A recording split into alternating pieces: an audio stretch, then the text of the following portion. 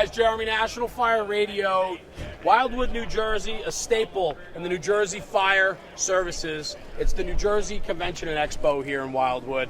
I have Bob Emery, Director of Sales for Fire and Safety Services. Thank you, sir. Not just the Director of Sales, but he's a friend of mine. And we've gotten to know each other over the years, and we've shared a lot of laughs, Absolutely. a lot of stories, and a lot of builds. Yes, sir. And so the idea today at the conference was we're working with Fire and Safety to highlight their clients through their trucks, your customers, the people that you guys build the trucks for, right? Yes, sir. What I love is the storytelling behind the build, because that's why guys are building trucks the way they do. And so when you have a custom fire apparatus, it's finding that middle ground between what can be done and what needs and wants to be done. You know, with Pierce being a custom manufacturer like they are, we're able to do a lot of things, and a lot of the customers take big advantage of that. You know, this rig behind us is one of those rigs. So let's do it. You and I are tasked with walking around some of the new deliveries, and we're going to talk about some of the design considerations and what these departments did. This engine's a beaut. We're starting off with a highlight. Talk to me a little bit about what we have. So this is the North Branch Fire Company's Engine 3, based off of an Enforcer 70-inch cab, flat roof. In my opinion, it's a little war wagon. This thing's going to be able to do anything that they want it to do, is going to get it done. And I love that, because when you start talking about it and we're starting to look at the evolution of the fire apparatus, we're coming back around and getting a little simpler on the builds. Years ago, we strayed. We tried to do everything on one chassis, on one body, right? And now we're starting to see the simplicity of the builds come back, and this is certainly an example of that. So we're at the midship on this engine. We got a couple cool little features that they decided to do. Flat roof, sleek design. We got scene lighting underneath the warning bars, which is commonplace these days, right? Yes. Inside, we'll do an apparatus innovation content piece about it, but there's a lot of conversation about the regulators getting banged up in the doors, especially on the officer's side. So what they did, and we'll show some stills later, but they put a hook in there just to hold the regulators up and out of the way. Super cool, super unique.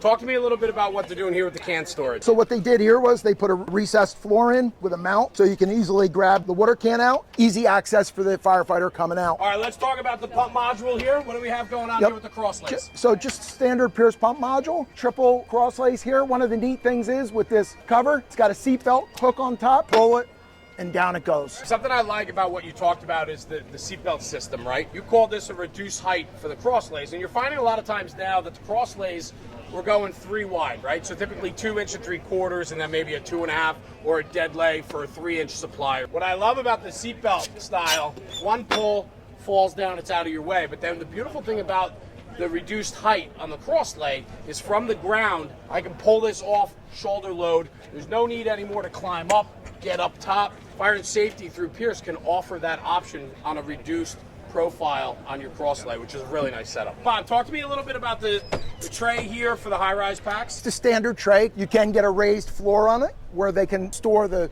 attic ladder and a couple pike poles underneath. Easy pull off and easy access to whatever high-rise pack that you want to use. Something else I want to hit on too, guys, wheel well storage. It's nothing new, but when you talk about this engine per se, it's a 6-man chassis, right? It's a 6-man cab. So on one side of your apparatus, they have the ability to do 6 spare cylinders. And so the nice thing about that is the other side then can be used for something different. Maybe the driver's pack, a speedy dry hopper, wheel chock storage. There's 1,000 different options you could do. But with a 6-man chassis like this, designing like this, it's nice to be able to put 3 and 3 on one side. Your second cylinder for every position is right here on the one side. The other thing I want to hit on too, Bob, is let's talk about the lighting, right? Lighting has come such a long way in the fire service, right? LED scene lighting. This is a high-vis bar, I believe, right? Proper positioning and proper build-out guides to allow for the best possible lighting solutions. And a lot of the manufacturers will help you with that, right? Tell them what you want to do, and they make recommendations for what it is to put on the truck. Yeah, without a doubt. And I think what's really interesting about that and what's offered is take advantage of the surfaces that are offered. It's very easy to send these companies, regardless of the lighting manufacturer, send them an email, go online and look up what their services are, and they can offer you a whole lighting package designed on what you want for your build. One of the smartest things you could do is take advantage of the resources that are available to you. When you're building fire apparatus, an educated consumer is the best consumer. So Bob, we walk around the back, and you talked about it before. This is a war wagon, man. This is a battleship. They go to work with this truck.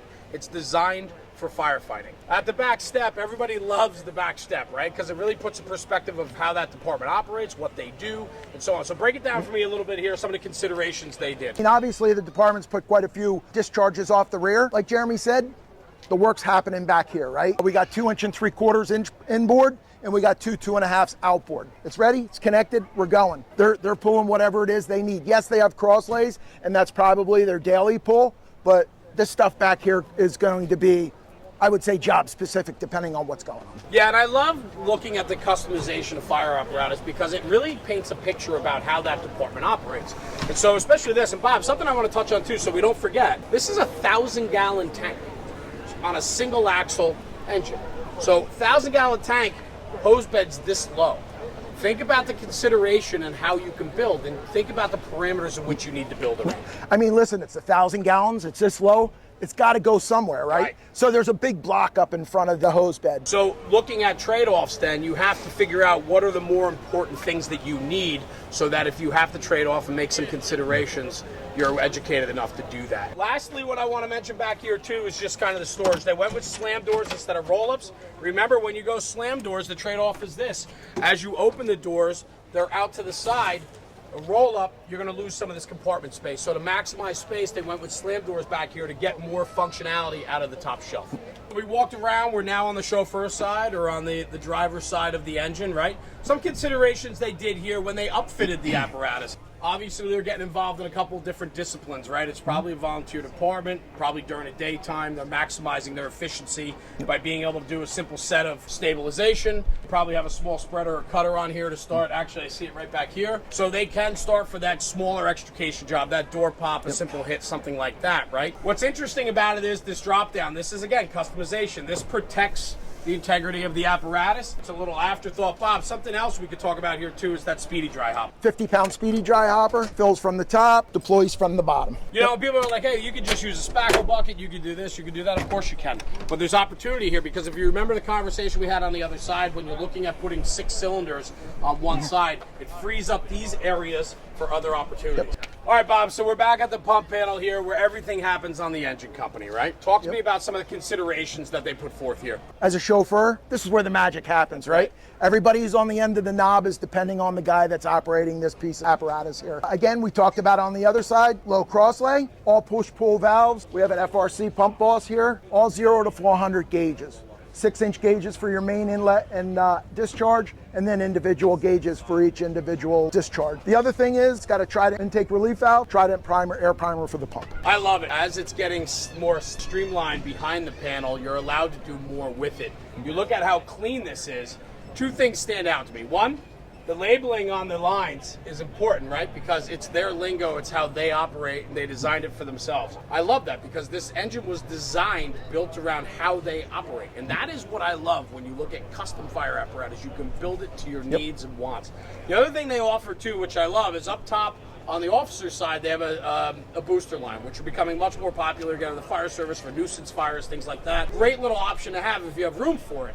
Something they offered here, their line's labeled booster line, but next to it they have the booster line blowout. And what that is that's a line to your air tank on the truck that after you're done, you shut down your discharge, you hit your drain, you can then open the blowout and it introduces air into the line and it blows out everything out of the line. It's a nice little feature. I have it on one of my engines, or both my engines at home in my company. It's a nice little feature to have. The other thing on this rig, and I don't know if you noticed it when we were on the other side, 2.5-inch auxiliary inlet on both sides of the rig. So Bob, that's it. Walk around Engine 49. I appreciate your time as always. It's always fun to catch up with you.